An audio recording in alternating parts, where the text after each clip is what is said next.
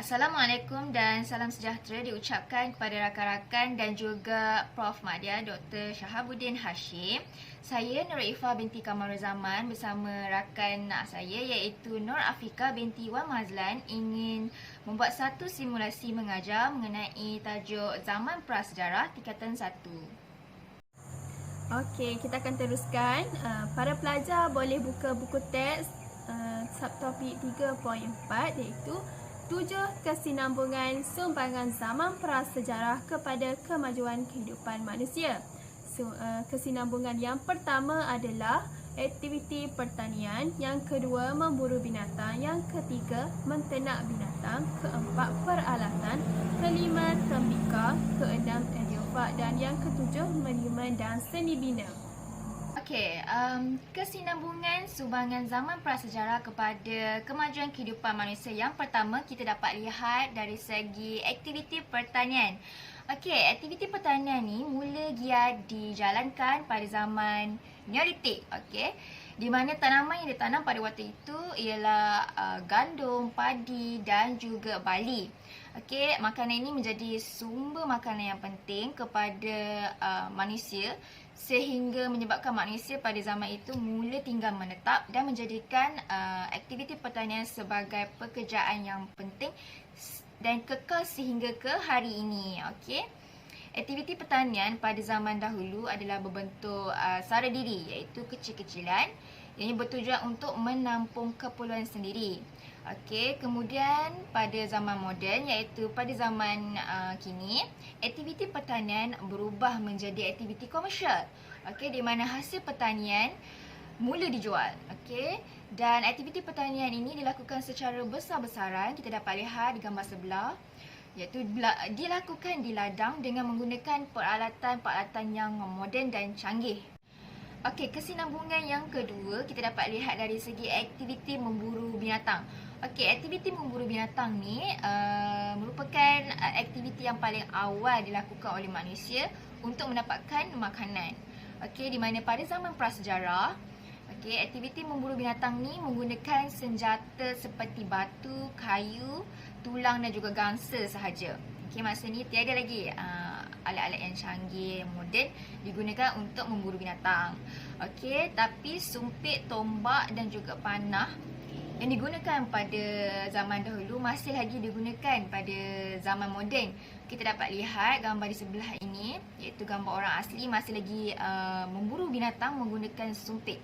Okey, kemudian kita lihat pada zaman moden, aktiviti memburu binatang ni bukan lagi untuk mendapatkan makanan tapi dijadikan sebagai hobi bagi sebahagian manusia pada hari ini. Tapi untuk memburu, ianya menggunakan senjata yang moden dan canggih dan perlu mendapatkan lesen daripada penghilitan. Okey, apa itu penghilitan? Okey, penghilitan merupakan Jabatan Perlindungan Haiwan Liar dan juga Taman Negara. Okey, kita lihat gambar pada zaman kini ya. Mereka memburu binatang menggunakan senapang, bukan lagi menggunakan kayu, tulang haiwan ataupun batu. Okey, kesinambungan yang ketiga iaitu kita dapat lihat dari segi aktiviti penternakan. Okey, aktiviti peternakan ni mula dijalankan ataupun giat dilakukan pada zaman Neolitik lagi. Okey, di mana manusia telah mahir dalam menternak binatang. Okey, ianya bertujuan untuk memperolehi makanan yang berterusan. Okey, kita dapat lihat gambar di sebelah ini. Ada juga peternakan berbentuk sara diri iaitu kecil-kecilan.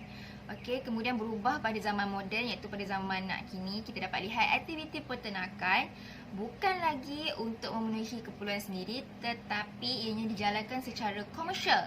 Okey, iaitu besar-besaran untuk menampung keperluan daging dan tenusu bagi sesebuah negara.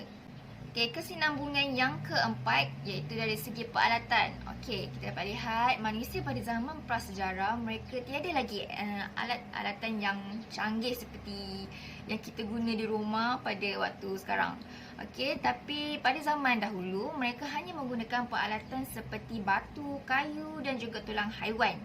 Okey, namun berlaku peningkatan pengetahuan tentang campuran logam, acuan dan suhu pembakaran membolehkan mereka mencipta peralatan seperti gangsa dan juga logam. Okey, hasil ciptaan inovasi ini telah banyak membantu manusia sehingga ke hari ini. Sebagai contoh, kita dapat lihat pedang, cangkul, tombak keris dan juga kapak masih lagi digunakan sehingga ke hari ini.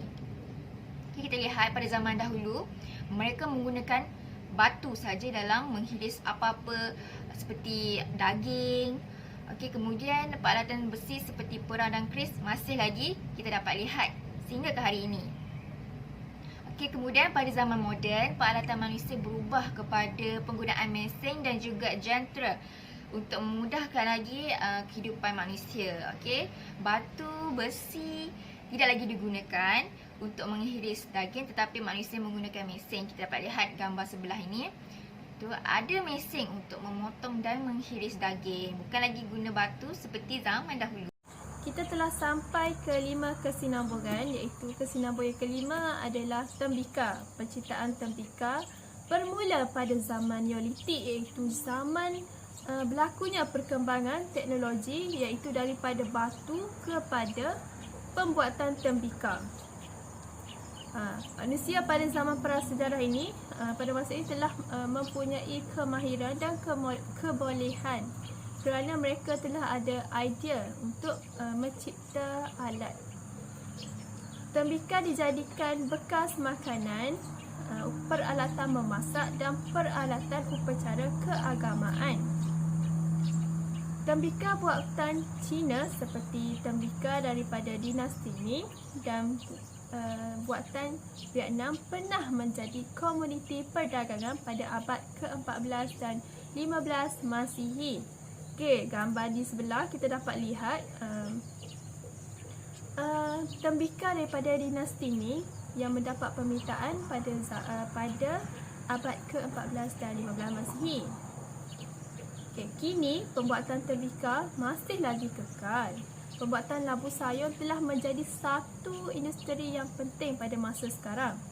Tembika dijadikan sebagai barang perhiasan seperti pasu bunga, pinggan makuk dan sebagainya. Kesinambungan yang keenam pula iaitu adiofag. Sebelum tu cikgu akan jelaskan apa itu adiofag. Adiofag ialah tinggalan manusia zaman prasejarah berkaitan dengan ideologi ataupun kepercayaan.